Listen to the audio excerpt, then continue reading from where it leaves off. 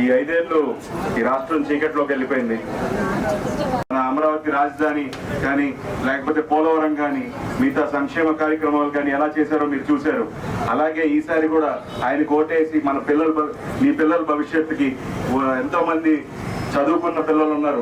వాళ్ళు ఈ రాష్ట్రంలో ఉద్యోగాలు లేక పక్క రాష్ట్రాలకు వెళ్ళిపోతున్నారు. వాళ్ళ కోసం కొత్త కంపెనీలు తీసుకురావాల్సిన అవసరం ఉంది. అలాగే ఎన్నో కార్యక్రమాలు, సాగునీరు, తాగునీరు, ఇలా ఎన్నో సమస్యలు ఉన్నాయి.